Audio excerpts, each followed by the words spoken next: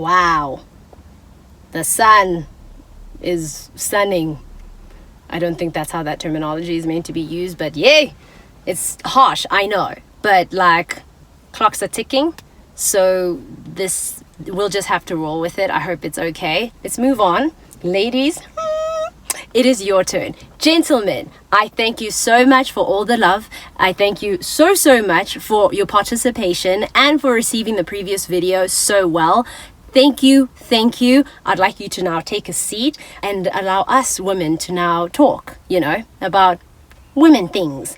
And I appreciate the fact that there are more men that are on this channel, but I do want you to know this is a channel that is created by a woman. In creating this channel, I would like it to be very clear that it is female centric, right? There are many conversations that we can have together that matter. I want to continue talking about relationships, especially marriages. But I want you to know that if you happen to be subscribed to my channel, there's going to be a lot of female content. Okay? Just be aware of that. Thank you for your subscription. No, that's not how you say it. Thank you for subscribing. That's probably why I never say that, because I don't know how to say it properly where it sounds like natural. Moving along, my friend, I love you so much. I really do.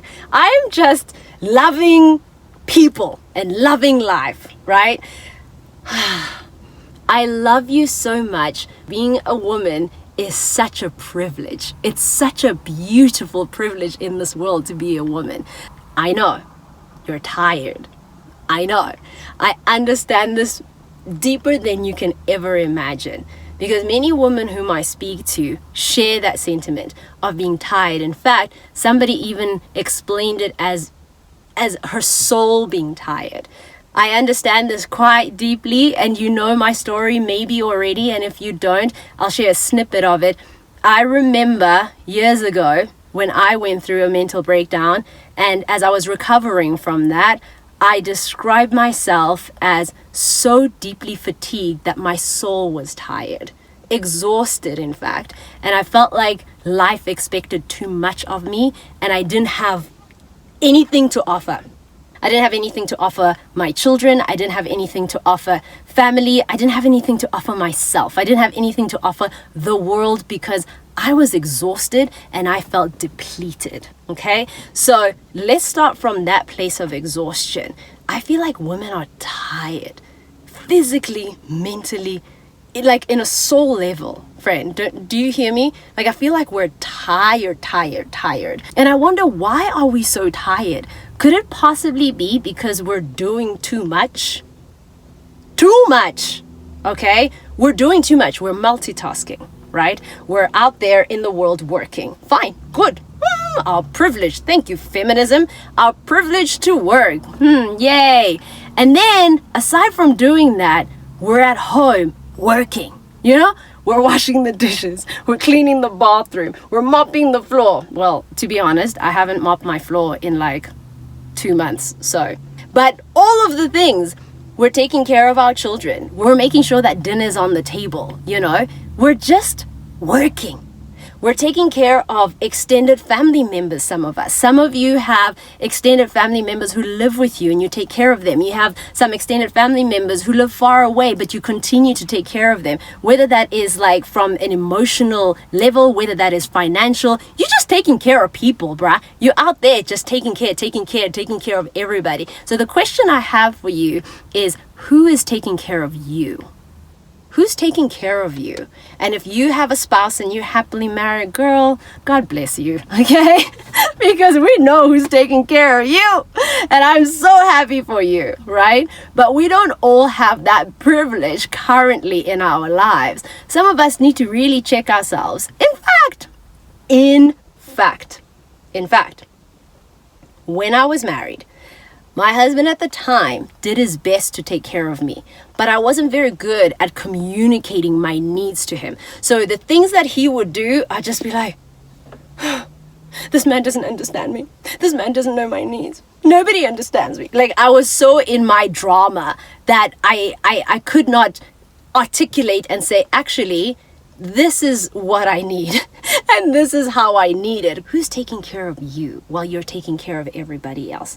Who is making sure that you are well? Who's making sure that you are eating all of your meals in a day? Who's making sure that you are supported, you are cared for, you are held up? And I'm excited to see you comment that my husband, my friend, my mom. I'm excited to see people comment and write down who those people are, because it is really, there's nothing more lonely than looking up and seeing that all you got is you and you and you and you and you, right? The only person to make sure that your needs are met is you, right? And some of us can be in that position, and I don't want you to hear that and go, well, I'm doomed then because I'm at that position.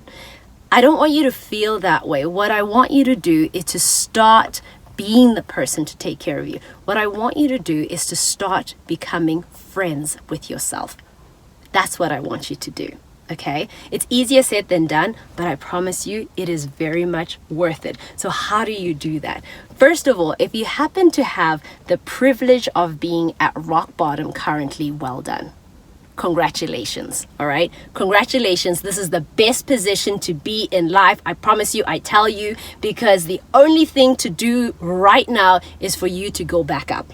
Right? You're not going back up, actually, you're going up. Because once you've been wherever you were before and you know you don't want to be there back again, then you have a choice of going elsewhere. But where you're going, sister, is up, not down. You are down? That's fine. That's fine. That's fine. Accept the down.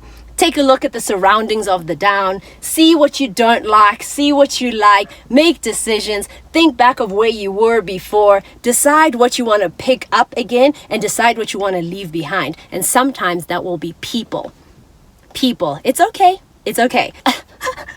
You guys. I love it, the fact that I always say it's okay, because it is, man. It is. It's life. It's just life. It's okay. Let's not overdo it, in the sense of let's not stress ourselves out with things that we are not in control of, because sometimes there are things that will be out of your control in life. It's okay. Mind yourself. Mind you. You are in control of you. So I just needed to say that, because I do say a lot of it's okay. It's okay. That's another way of self-soothing. I've gone off topic now, but we're going to get back there. Self-soothing is something I want to talk more about, right? And my it's okay is the way that I soothe myself. And I think that I want to add on at this very moment that maybe for you too, find ways and find terminologies that soothe you. Let's go into what has soothed me lately. Lately, making a cup of tea after a very long day and sitting down. Sometimes I have the energy to journal. Sometimes I don't have the energy to journal. But when I have the energy to journal, I'll write down, Novis, I'm so proud of you. Because I don't call myself Precious. It's my name. Like, on my birth certificate, but I call myself Nwabisa. That's also my name. And I was like, Noise, I'm so proud of you. You did so good today. I know it wasn't easy, but you did so good. You tried your absolute best, and it's okay. And if something didn't work out that day, I'm like, girl, charge it to the game. What game? The game of life. I love forgiving myself for anything I've done wrong, any mistakes I've made, anything I could have done better at. I don't spend a lot of time like harming myself with words. I don't. And please, when you hear me say this, don't dare think that I'm perfect, because we both know that I'm not. But there are some things I want to share with you that have really gifted me in my life. And I want to share it with you because I know it can be a gift for you too. So self-soothe, my friend. Because on days when I don't have the energy to journal, I just say it to myself as I fall asleep. And I give myself a little touch at the shoulders. I'm like, yo, Noisa, you've done so well, girl. So well. And tomorrow, you're going to do even better. And if you don't, it's okay. It's okay. It's okay. It's okay. So do take that time for you to befriend yourself and learn to self-soothe yourself. I really find it to be important for you to be like the softest landing place for you. And you'll hear me talk a lot about softness when it comes to being a woman. It doesn't mean that we all have to be just one thing. No. Those were my notes, which I'm not even using. Maybe I should. I'm not saying that as women we have to be one thing, which is like only soft and whatnot, because different moments will call upon different parts of us, right? But during my rock bottom, I realized that I had been functioning from, they call it high functioning, I believe, but I had been functioning from here at 100. Oh, I must achieve. And this started from a very young age. I remember in high school, I would often ask teachers if I could go to the sick bay, and I'd just sit in the sick bay. Sometimes I'd cry, sometimes I'd fall asleep. I wasn't sick, but my mind was sick. Like I was just so overwhelmed. Guess what? By things that I only put upon myself. My parents didn't tell me to go work on television at a young age. My parents never forced me to do anything. These were things that I desired to do. These were things that I sought out to do. And I was juggling school, I was juggling an actual career, in life, and just like, normal high school things. And it was rather overwhelming. And in it being overwhelming, I had that first onset feeling of carrying the world on my shoulders. Now, in this moment of talking about carrying the world on our shoulders, I feel like as women, we really are the ones who put our hands up and say, me, give me the world to carry on my shoulders. Me, I want to be that one. Me, you know what I mean? I hope you don't know what I mean, because carrying the world on your shoulders is not something to applaud. It really isn't. It's exhausting. Let it go. Before you let it go, you might not want to, because I can hear you now. That's why I can literally hear you say, if I do, everything will fall apart. Then so be it. Let it fall apart. Let everything just drop it. Because either you let it fall apart, or friend, we're going to be talking about how nice you were at your funeral. Nah? Because that's where you're heading. That's real. It's too exhausting to hold everything on your shoulders, to think that you have to be everything for everyone and then achieve, and then at work you're top performer and and this and that and the plans and and then the mental conversations you're having with yourself. You have plan 1, plan 2, plan 3, and this. Woo! I'm tired just thinking about it. Enter your softness. Just enter your softness. And it maybe sounds easier said than done. Let me tell you my way. Or rather, let me tell you from my experience. When I hit that rock bottom, everyone in my life, everyone from high-functioning teenager to high-functioning girl in her 20s, when I was still like, world on my shoulders, when I was still the high-functioning married person doing all the things I could to be the perfect wife and all the things. And then finally, it fell apart where I couldn't do anything. I couldn't do anything even if I wanted to, bruh. All I could do was to wake up, bathe. That's if I could even manage that. Take medication, eat if somebody told me to eat, and go to sleep. That's all I could do. So proper rock bottom, lost everything in the process, lost time with my children, lost everything. So in my rock bottom, I came to realize that without me, life will still continue. Without me, people will still be fine. Essentially, I get it. I have children, and of course they're not fine without their mother. I get that, but I'm just saying that somebody will take care of the things you needed to take care of. Somebody, you know what I mean? People will carry on living without you. People will figure out a way. Your family, if you are financially assisting your family, and you have been since you were young, after college and all those kinds of things, black tax and whatnot, if you are still doing that, beautiful. We love to see it. It is great to take care of one another. But when you are at your rock bottom, no one expects anything from you because you got nothing. You got nothing to give. And so when you start rising up from that place of rock bottom, then you look at things and go, how can I empower the people around me so that they feel capable? So that they understand that I also am a person and I don't need to live my life at a depleted battery, because if I am able to recharge my battery as often as possible, I'm then at a place where I can give, but not just give more, but I can also give from a place of complete abundance, from a place of beauty and love, and like I'm thriving, right? Because I have fulfilled myself so deeply by recharging my battery. So I need you to recharge your battery. I need you to find ways to recharge your battery. And I had somebody the other day kind of speak to me about why I take vacations a lot. It's not because I'm rolling in the dough. Please God, let me roll in the dough soon. It's not because of that. It is because I make it a priority. I can't be a workhorse. Because this company that I'm working for will continue well after I'm not there. If for whatever reason I get hurt and hospitalized, guess what? They're going to continue hiring people, working. Life goes on. So I am not going to be the person to be the martyr of a company or family, guys. Company or family, I'm not going to be the martyr.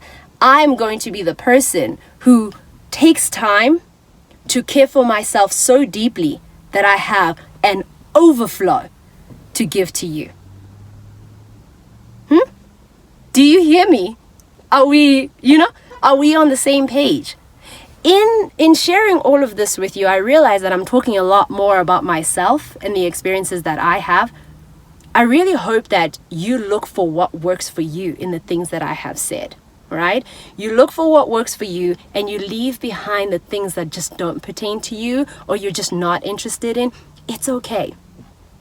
It is okay. That's how we learn, right? We take this from this one, we take that from that one, and then we look at it and we're like, I like this. This works for me. And then we run with it and we do something about it. Because we can talk all day. But if we don't take what we have talked about and start putting it into action in our lives, what's the point?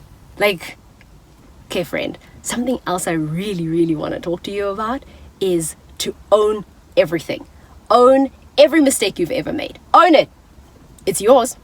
It's the mistake you made. Own it. Fine. Do not feel ashamed. It is what it is. Once again, charge it to the game of life, okay? That mistake does not define who you are right now. It defines who you were in that moment. That's fine. It's past. Charge it to the game and own it. No one can shame you for it. No one can go, so what? I was living and I was making mistakes. I'm sorry. I've made my apologies. I've forgiven myself. Most importantly, I know God has forgiven me. And charge it to the game of life and move on. Own your mistakes and own your success. Clap for yourself. Clap for yourself. Clap for yourself and celebrate yourself. And do things to reward yourself. I chatted with the men about fathering themselves. I think it goes without saying that you mother yourself too. All this that I've been saying already. Applauding yourself, forgiving yourself, taking care of yourself, all those things. That's it, isn't it? That's you just simply mothering yourself. Please continue to do it. I know you've been doing it already, and I know you've been making this beautiful effort of mothering and caring for yourself. I just want to tell you to keep going. I just want to tell you that the more you do it, the more gentle you carry yourself, like within your heart, the more you take care of your body, take care of your mind, take care of your soul, the more you are so motherly with yourself, the more you will feel relaxed in who you are, in who you're becoming, the more okay. It's just okay. It's okay. It's okay. You're okay. You're fine. You're fine. You're also fine. Fine. I'm sure. You know, because you just have to compliment yourself. One of the things I adopted, and I know, I'm going to talk about looks. I never talked about looks in the male video. You know what? Don't blame the messenger, okay? I'm going to talk about looks because looks matter. Let's not try to fool ourselves. Looks matter, okay? Let me explain why I say looks matter, right? When you go out in the world and you haven't taken care of yourself, when I say taking care of yourself, you haven't bathed, you're looking rough, nje. It's fine. You're allowed to, if that's the day you're having, you're allowed to be that. And then there's another day where you take care of yourself, you bathe, you know, you smell good, you look nice, you're clean, you brush the eyebrows up, you know what I mean? You're looking clean, you're looking good, and you go out into the world. Tell me the truth. People treat you differently. People treat you differently, right? Why? Because you're treating yourself differently. You walk differently when you take care of yourself. You just exude something different. There's something in you that's like, hi. I don't know why I'm doing it like that, because I certainly don't walk around going, but I do walk around more like, hello, how are you? I'm more like that when I take care of myself. When I don't, I'm like, I'm in that. So what I'm saying is spend more time in the space that makes you feel good. Spend more time there, because when you feel good, cliches, apparently I'm the queen of cliches. When you look good, you feel good. And it's not the other way around. When I feel good, I look good. Nah, friend. When you look good, you will feel good. Okay? Test it out tomorrow. See if it doesn't work for you, because I promise you it's gonna work. It just, I don't want to box you. I don't want to say you have to be feminine, okay? I'm feminine maybe 75% of the time.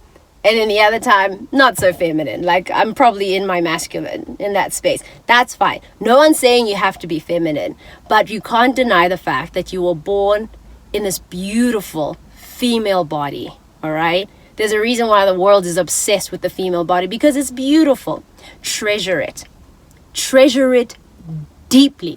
If you happen to be a person on social media, also ask yourself, in the things that you are posting, ask yourself, what am I selling?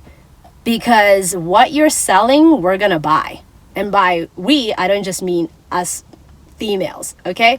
I mean men too. So when men approach you a certain way, probably selling something that they want to buy that way, okay?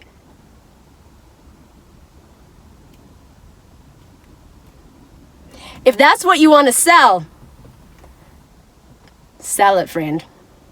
Do what you got to do. But I'm just saying, let's not lie to ourselves. Let's not pretend like, oh, but I want to have a conversation about like Jane Austen and the author.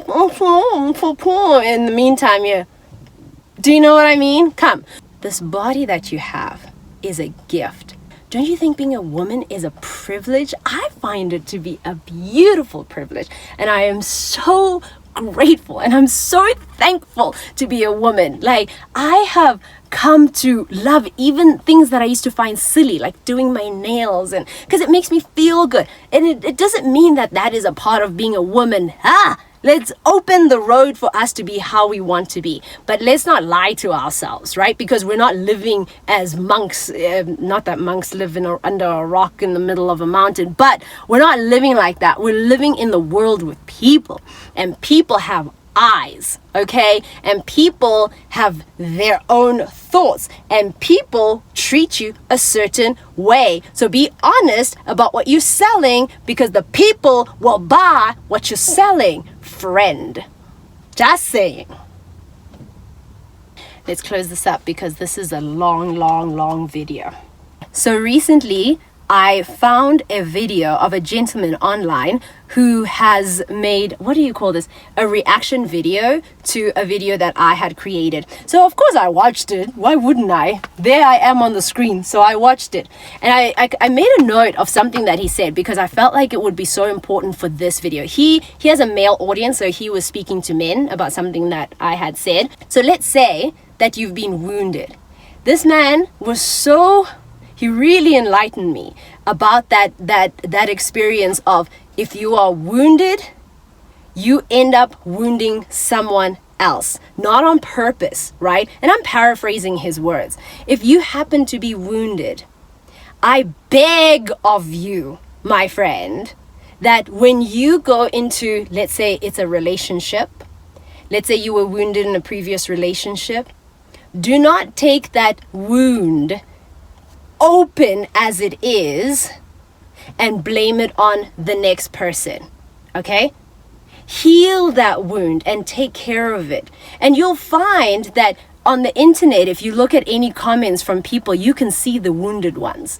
You can see because everything triggers them. Everything. Because it's a sore, Moss. It's a sore that's wide open. So you just go, even if it's a little bit like, they will become wounded because they're walking around with an open sore. So if you have an open sore that you are walking around with, and of course I'm speaking, give me the English word. What is the English word? Metaphorically. I'm speaking metaphorically. If you happen to have a metaphoric sore that is oozing, that is in pain, that needs to be dealt with, go to the doctor, okay? The spiritual space is what I'm talking about. Do some inner work for yourself and heal that wound. Heal it. Heal it before you take the next step, whatever that next step is. All right? And we're not asking for perfection. No one's asking that of you. We're just asking you to allow that wound to heal and to start closing up. Even if you're putting like nice dressing on it, start working on it and taking care of it. Because when you're able to then start taking care of it and start working on it, it feels a little better. And you can move through the world just that much better. And when something happens, you can actually see it in an objective manner. Maybe you will rise up a little bit, but you're in the process of healing this wound so beautifully that you can contemplate, that you can go within yourself, and you can ask yourself, why is that triggering me? Why is that triggering me? Because I can promise you that whatever you see in another person is in you. Whatever you're highlighting in the next person, that thing is in you. This video couldn't be long because I also want to talk about female relationships, like our friendships with one another, and also that other aspect of how we must treat one another as women, because there's nothing more beautiful than a female friendship, and you know it. Oh, I love a female friendship. Next time, we'll talk about that next time. I hope there's something that you gain from this video. I really, really do. You know what? I pray and intend that there is something that you gain from this video, and that something will be put into action in your life. My friend, all my love to you.